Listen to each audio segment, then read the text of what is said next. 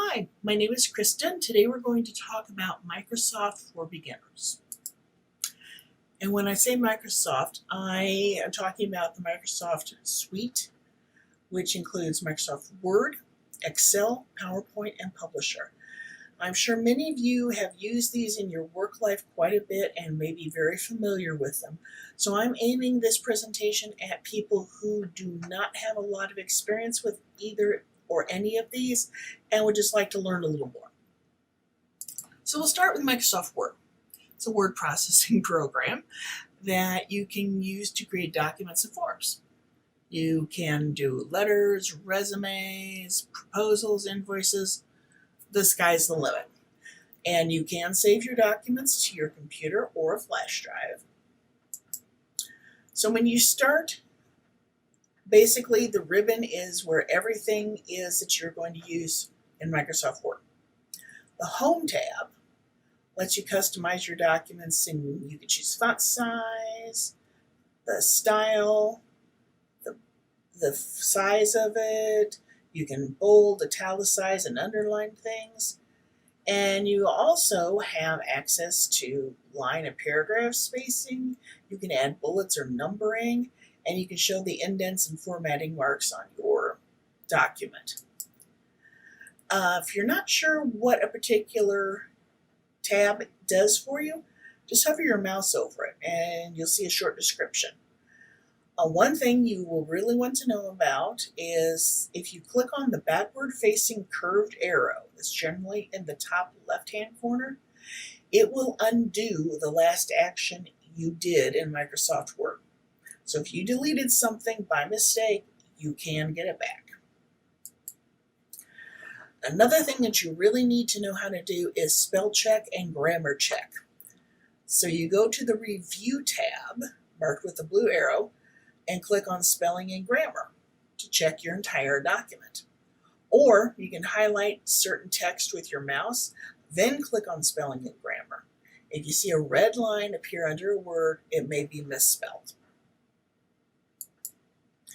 And saving, of course, is equally important to the other things we've talked about. It lets you make a copy of a file in a different folder or make a copy with a different name if you choose Save As. And in many of the applications, the Save As option is the way to save data to a different file format, which is also called exporting it. And if you choose Computer, the file is going to be saved locally on the computer at which you were working. You can also open existing files, go to File, and hit Open.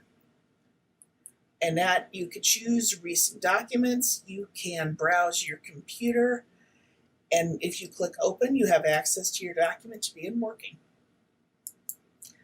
Microsoft Excel is something a lot of people find a little scary, and I must admit that I do too, but it's really generally used to manipulate data. It takes data and does what you ask it to do with it. Microsoft Excel uses rows and columns to present your data. Users can do basic mathematical calculations. They can forecast future performance and sort and manipulate your data. This is what a blank spreadsheet will look like. And I know it looks very blank and big, but it's not so hard to deal with once you learn a little bit about it.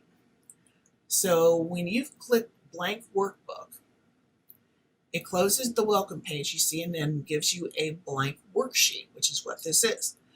It's where you're going to be performing all your work. You enter data here, you write formulas, and you review your results from this sheet. So the first step that you need to do is add your headings. You add headings in the row of cells up at the top. A, B, C, D, E, and the first row which starts with 1. All you have to do is pick a cell and start typing. When you finish, if you hit Tab to complete your entry, you will move to the next cell to the right. If you click Enter, you will move down one cell. So just remember that. Depending on what you need to do, you use Tab or Enter. So entering data, like I said, is very, very easy. You just choose your cell and start typing. But what you'll also notice is up in the formula bar, you'll see the same thing. The cell that's highlighted here says 3000. If you look up in the formula bar, that says 3000 as well. And it's easy. You can edit from the formula bar if you'd like. I got this wonderful, good explanation on formulas from excelhelp.com, and it explains things much better than I can. You may also find you need to add or delete rows and columns. And that's something that's not hard to do. If you want to add a row or a column, you select the row above or the column to the right of where the insertion point is. You choose Insert, which is a green tab on the upper right, and you click the arrow to open the drop-down menu. That gives you the options that you can perform when inserting rows or columns. Deleting a row or column works a similar fashion. You select the row or column, or rows and columns, you want to delete. Then choose Delete, which is right next to Insert, and hit the drop-down menu, and those will give you the options that you have to delete. PowerPoint is a way to create presentations, proposals, PowerPoint videos like this, something where you want to give people information and make it look good and interesting. So you can choose a blank page or you can use a template. And there are also themes and transitions and objects you can insert to make your presentation more interesting. You can also do video. There are also some basic photo editing tools as well. And the toolbars, you'll notice, for Microsoft Word and PowerPoint are similar. So if you're comfortable with the toolbar in Word, likely you'll be comfortable with the toolbar in PowerPoint and have an easier time making your presentation.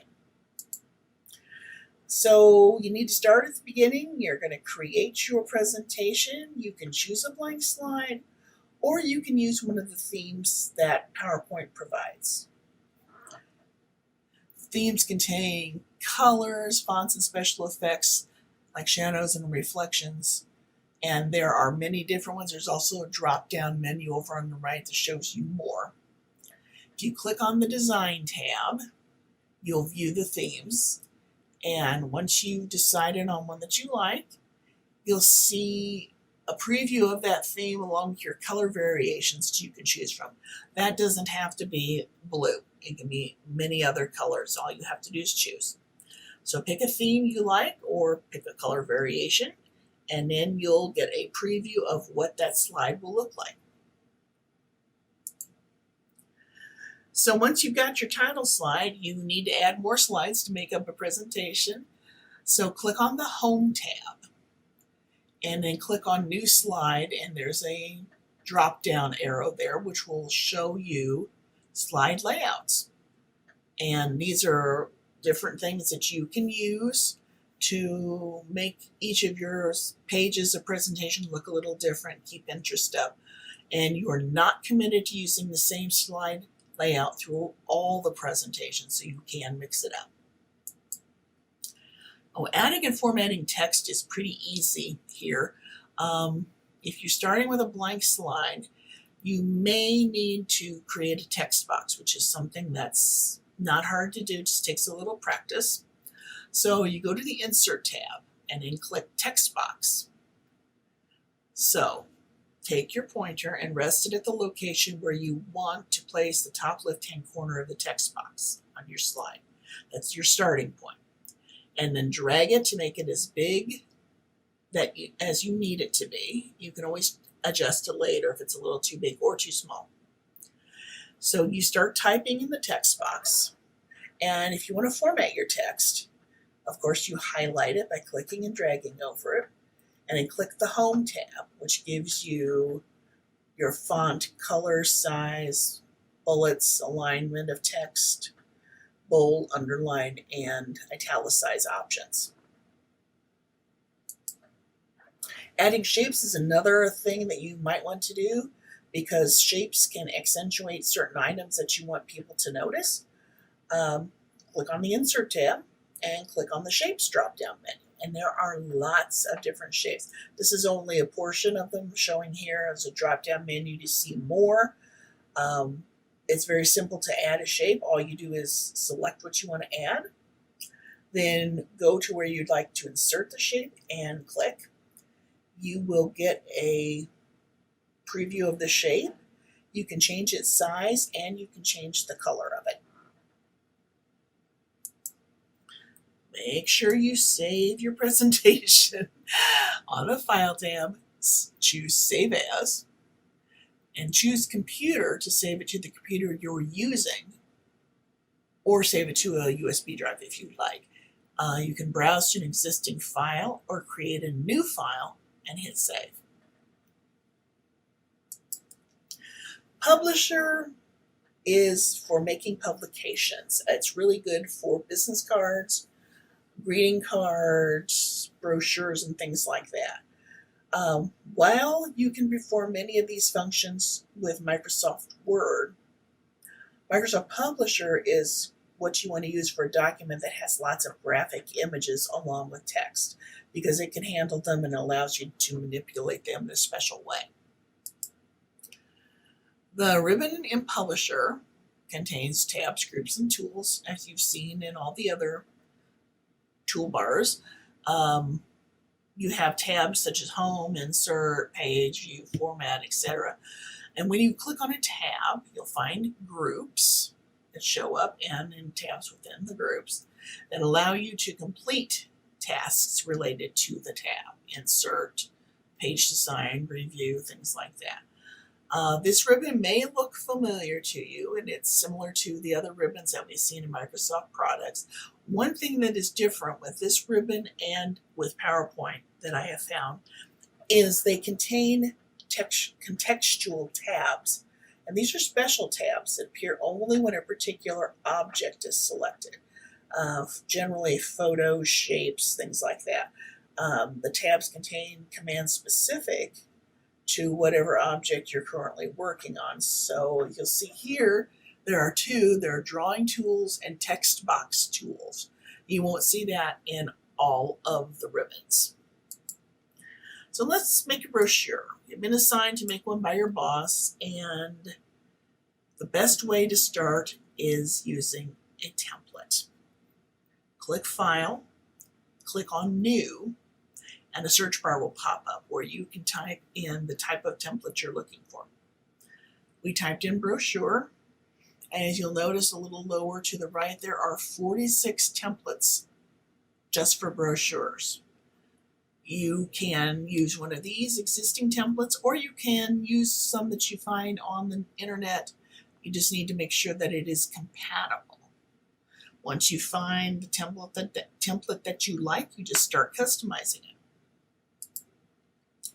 it. So every publication that you create, whether it's from a template or from scratch, is made up of objects. Pictures, tables, and text are contained within an object. When you customize, you first select that object and then you make changes to it. Since this picture has been selected, you'll see it has something called a bounding box around it, which allows you to resize that picture if you want to. And whenever you insert an image into a publication, click on Insert and take your picture and put it where you want it to be in the brochure. And you'll notice that a contextual tab has opened up called Picture Tools. Please, please, please, as I've said all along, save your work when you're finished. So click on File, and you can click on Save to save your publication under the name that it already has if it's an existing file. Just click on Save and you don't have to do anything else. But if it's a new file, click on Save As. So you can give it a name that'll make sense and help you find it. And generally you can save publications to your computer, flash drive, or a place such as SharePoint. As I said, this has been a very brief description of the 4 Office products Microsoft offers. If you have any questions, please email us at connect@lyelllibrary.org.